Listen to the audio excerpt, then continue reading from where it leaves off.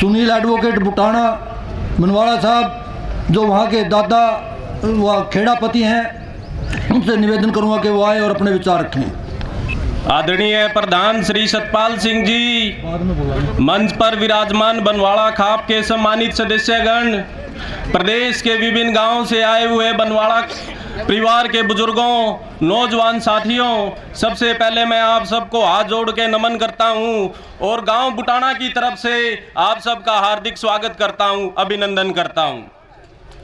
मैं धन्यवाद देना चाहूंगा उस गांव को जिसने इस सम्मेलन रूपी परंपरा की शुरुआत की है।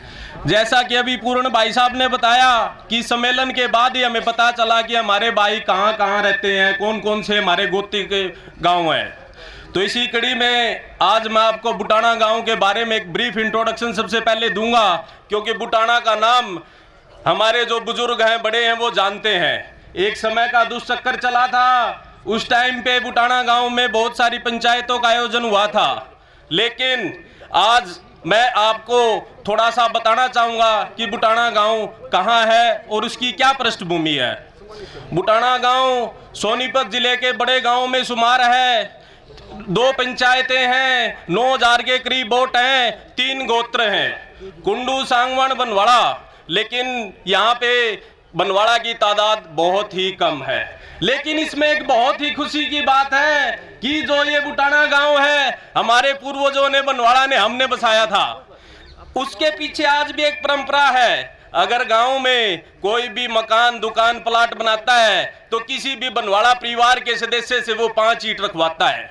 उसके पीछे जो तर्क ये था कि भाई आप खेड़ापति हो, आपने इस गांव को बसाया है, आप मेरे घर की नींव रखो और ये आपकी जिम्मेवारी है। अगर मेरा घर या मकान, दुकान नहीं बनता तो चाहे मेरी आर्थिक रूप से मदद करनी पड़े तो आपने करनी है।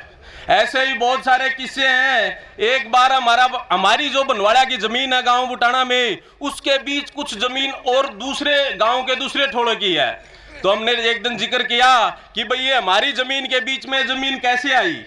तो जी उन्होंने बताया कि भाई हमारा बड़ा खेत में काम करके खाना खाने लग रहा था, कोई राह चलता हुआ आया, भाई खेड़ापति इस गांव में बसना चाहता हूं।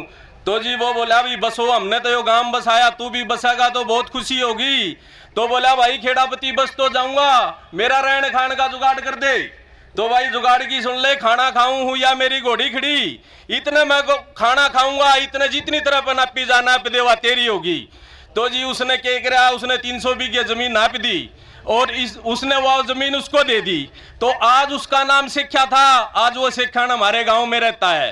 तो जी जब ऐसे ऐसे किस्से हम सुनते हैं तो हमारी तादाद वहां 3 से 4% है, लेकिन खेड़ापति जो लोग बोलते हैं और इस तरह की बातें बताते हैं तो जी हमारी छाती चौड़ी हो जाती है।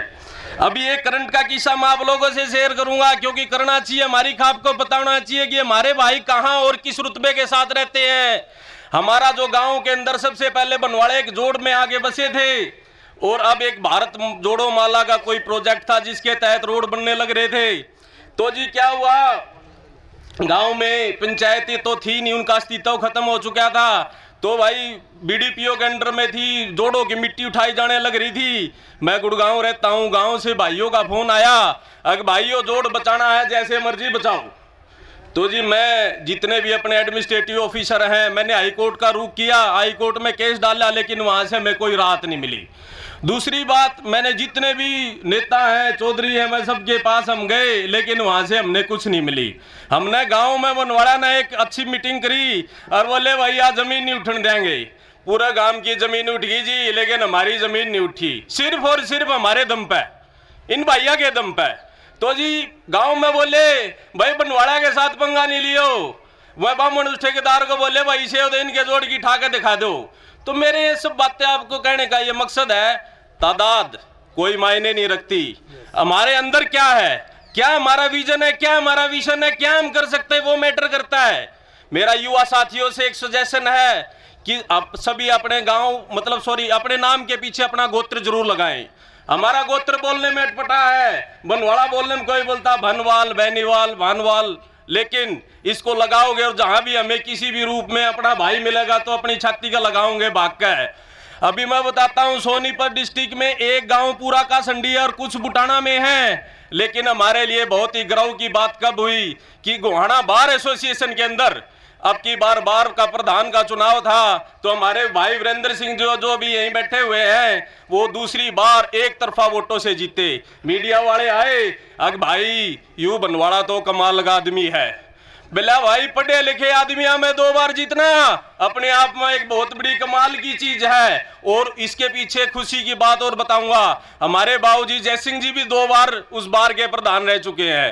तो जी बनवाड़े जहां भी रहते हैं एक अपना अलग मुकाम करते हैं, एक अपना मुकाम रखते हैं, अलग रुतबा रखते हैं। आज हम गांव से चले तो हमने बड़ी इच्छा थी भाई हम भी अपना प्रोग्राम लेके आए। ये 7वां सम्मेलन है, हमने तकरीबन सारे गांव में गए हैं, तो भाई वहां पे जाके आदरणीय प्रधान जी से रिक्वेस्ट करेंगे कि भाई अगला प्रोग्राम हमें दिया जाए।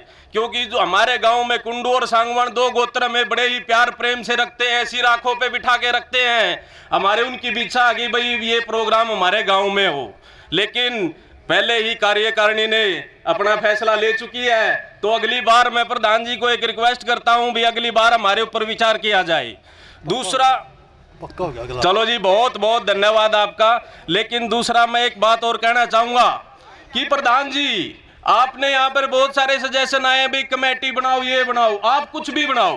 बुटाना गांव की तरफ से मैं बोल रहा हूं, हमारी जो भी जिम्मेवारी लगाओगे, चाहे वो आर्थिक रूप से है चाहे वो सामाजिक रूप से है, हम पीछे नहीं हटेंगे और आपको आश्वस्त करते हैं।